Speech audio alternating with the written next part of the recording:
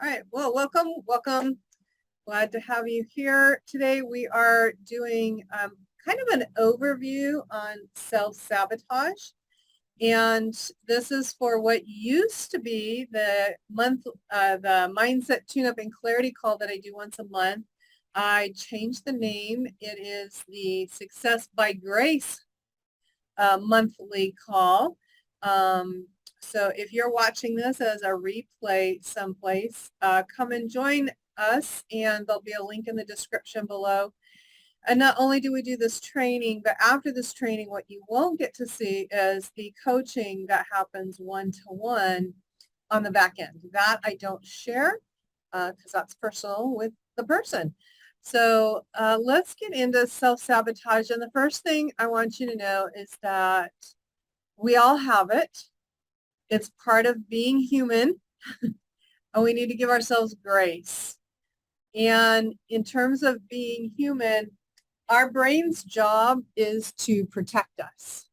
And that is why we have the whole negative bias thing. It's why we remember the negative stuff more easily than we remember the positive stuff, because that's what our brain's job to do, is protect us. And over the course of our life, starting as children and infants, right, things happen based on our understanding and our perspective at that time. We say, oh, I don't want that to happen again. And we create different things in our head, ways to handle these situations. And then as we repeat them over and over, and as other people come in and reaffirm those stories or those scenarios or other situations happening, and we keep repeating it, it becomes automated. And then it happens on a subconscious level that we have no control over. Problem is, we remember it when it was the circumstance at the time, but our understanding at that time was of however old we are. So what we understand as a 5-year-old or a 10-year-old or even a 20-year-old is different than what we understand now with our experience now. So in order to change these things that run on autopilot, we have to get some intention. We have to start getting curious to change those automations and rewire them.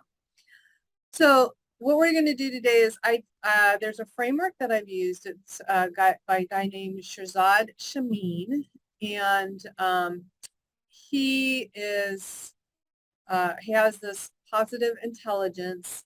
He comes at the information from the perspective of both an engineer and I think a psychologist. I think those were the two things he was studying, which is kind of an interesting combination. So he kind of takes his engineering mind into the psychology, and so he's come up with these types or categories. And there's all kinds of types and categories. We have, the Myers-Briggs and the DISC and the Enneagram and all of those things, and with the love languages. And I think all those are helpful for seeing where we are on the map, right? If we look at things as a journey, right? They say, the joy is in the journey, right? And so if we look at, we're here at point A, and we want to get to point B. And then once we get to point B, if we're growth minded, we're going to want to keep going, right? So then we're going to want a new place. So I find these labels as helpful in determining where we are. The thing is, we need to be careful about taking on the label as an identity. We don't want that label to become our identity, because of neuroplasticity, which science has proved, and scripture even talks about it way back, right? That be transformed by the renewing of our mind. We can change the neural pathways in our mind. So the main saboteur that Shirzad talks about is the judge. He says we all have it. We all can get judgy. A lot of times we're really judgmental with ourselves. The challenge is, if we're going to be judgmental with ourselves, we're going to be judgmental with others. So being able to recognize when we're in judgment mode is a good thing, because, all right, now we can do something about it. Where the problem comes is if we keep judging ourselves for being in judgment mode instead of recognizing, oh, all right. And now this is where curiosity comes from. So even going back to my thing, giving yourself grace for being human, right? Give yourself the grace, and now let's get curious. So the judge is the first one. Everybody has the judge. Now, there's 9 what he calls complementary, I don't know what are they're complementary saboteurs, right? So these are kind of our go-to saboteurs. I'm going to go into detail with all of these. I think the thing that's interesting to see here is the motivations that motivate the different saboteurs and the styles. So, what is that style? So we have the controller, the hyperachiever, the restless, the stickler, the pleaser, the hypervigilant, the avoider, the victim, and the hyperrational. And there is a test you can do for these. So if that's something you're interested in, reach out to me, even if you're watching the replay, and I can work you through that so you can see who yours is. I tended to have like a lot of what I call bipolar saboteurs that kind of would rank at the same level. So like the pleaser and the hyperachiever together, or the avoider and the, actually I think it was the avoider and the hyperachiever, and then the pleaser and the controller, which in some ways they're kind of in opposition. So that it's kind of funny. Anyway, for me, I think the ones that I still have, all of them are right here. These 3 still tend to be high for me: controller, stickler, and avoider. So my core motivation is independence. So that means I really want independence, and which makes sense because freedom is a big word for me. I want freedom, right? So I think this is really helpful in helping us to be intentional. But let's go ahead, actually, let me go ahead and put this in play mode so we can have the automations going. And we'll go over the different ones. Okay, sorry, this is going to fill them all in. So let me get them filled in. And then now we'll go into them in a little more detail. So the controller, here's an overview of the controller. It's anxiety-based, and there's a need to take charge and control situations and people's actions to one's own will. I have a close family member that has this as a real high one. Their environment that they grew up in is their parent was a binge drinker, and they didn't know what they were going to come home to. So everything was always uncertain. Well, because of all that uncertainty in their life, then they turned to the controller as the way to balance that out. So stickler is the next one. And this is where perfectionism comes in. So a lot of people struggle with perfectionism. So remember, when you see this, that just means your brain's trying to protect you, right? So we can start getting curious around this. But the stickler, perfectionism, and they have a need to have everything order and organized, and they can take it almost too far. I think I used to struggle with this one more. I got a lesson on that a long time ago that seemed to help. So avoider, this is my biggest one. Loses self in covering routines and habits, and procrastinates on unpleasant tasks. That because of the controller that was in my life as a child, it made me want to avoid unpleasant situations. Hence, the avoider became really strong for me. The hyperachiever.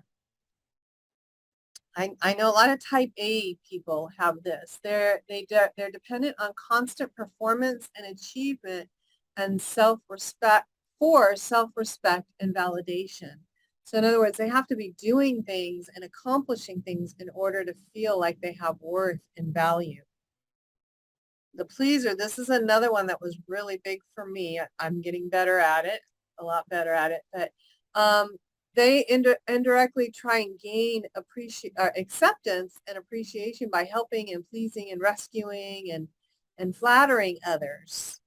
And sometimes at their own expense, or often at their own expense. The victim mentality, we all know somebody like this. They even have, sorry for anybody named Debbie, but there's what the Debbie Downer thing. My husband used to know somebody that he said they called their my life is a crisis, Terry. This is the person who lives as a victim. So their persistent and extreme focus is on external feelings, particularly painful ones. So, and they're always seeing the negative things, and they're seeing if things are happening to them, and they take things personally, like, why do people always do this to me? Why does this always happen? Victims are definitely not growth mindset oriented. And a lot of society is victim. It's kind of what the media feeds into us as well. Restless. So this is a person who's constantly in search of something greater excitement in the next activity, or constant busyness, like they got to be busy. Maybe some of your extreme sports people might be hearing this thing, right? They have to have that to feel alive and whatnot. Then we have the hypervigilant, and they're conscientious, intense anxiety about the dangers and what could go wrong. So, right, these are the people, when you share something with them, they're going to find out all the reasons why it won't work and what's going to go wrong. And the thing about all of these is there's some value in each of these things, but when we take it to extreme, that's when it becomes that saboteur. Because of course, when we're going into something, we want to know what some of the dangers are and prepare for them, but we don't want it to stop us from something. And then the hyper-rational, almost kind of like the hypervigilant. And I think, I forget which one of these that I'm absolutely not is the lowest one, but it's one of these two. It's either the hypervigilant or the hyper-rational. But there's this intense, exclusive focus on the rational process of everything, including relationships. So Dr. Spock, if anybody who knows the old Star Treks, right? Dr. Spock, the Vulcan, the hyper-rational about everything. So again, I'm not sure which one. It's probably the hyper-vigilant is the one that I'm the least like, but both of those. Anyway, so if you're watching this, I'd love to hear what you think yours is. For those on the call, we'll definitely be talking about this after the training portion ends. But if you're watching this on the replay, put it in the chat. I would love to hear. And let's have a conversation around it. So going back to, so you can see all of them, and actually those on the call, you can put it in the chat for me so we can look at it at the end. Which of these, just off the top of your head, do you think, and it may be more of these, right? There might be 2 or 3 of them. Which ones do you think are the ones that are messing with you each day, that are keeping you from being able to do the thing you want to do and have the impact that you want to have? So that in the chat. And then if you, this is the link for the assessment, but I can send that to you if you want to learn which yours is. But if you really want to gain control over the self-sabotage, I'm going to be doing a Success by Grace group experience.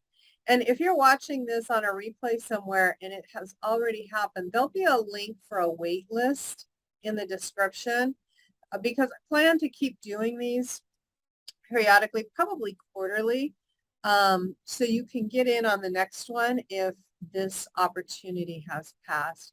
Just real briefly, what that looks like is that we go in first and find out who are your main saboteurs, so that you can start recognizing them and catch them captive, right? Catch every thought captive and bring it into submission. And then we're going to get curious, right? So there are sage powers that the first half of the program will teach. These are the ones that Shirzad teaches. And they're empathy, innovate, activate, explore, and navigate. So these are different tools and ways that we can handle these saboteurs. There are others that I have as well. And then self-command. We're going to learn to respond versus automatically react. When I did the first half of this program through the PQ people, just this phrase, self-command, and knowing which my saboteur was huge.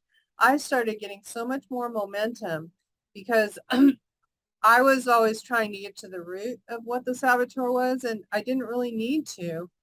Just recognizing that this was a saboteur and I can have self-command over it, and just telling myself that just really empowered me and gave me a lot more. But then taking it on the deeper level, so that portion of the program is the mental fitness portion of the program. And then the second portion of the program, this is where we go into the framework that I've developed. And this is where we deal with your beliefs, the beliefs that things, stories that people told you when you were little that you took on it as beliefs, and even what the things that you believe about yourself, your identity. How do you see yourself? How do you identify? And then language, the things like the word choices that you make, but it's also the chatter that goes on in your head. And then clarity. Once we've dealt with those things, now we can start getting clarity on what you want to do moving forward. Because if we don't have good clarity, our brain can't help us get there. It needs real specifics. And then we have goals. You could also use the word projects, tasks. Once we have clarity, then we can start setting up the next steps for you that are going to be the right steps to move you forward so you can have impact in your community. And I believe that is, here we go. So yeah, if you are interested in learning more about this group experience, you can get on the wait list at valcares.com, SBGG, Success by Grace Group, WAIT, W-A-I-T, and that will get you on the wait list. And again, so let me know in the comments below which saboteur you think is your main one, and this link will also be down in the description so you can sign up there and we can have a conversation about it. And with that, we're going to move over to the coaching portion, and you won't get to see that part unless you join the monthly calls. So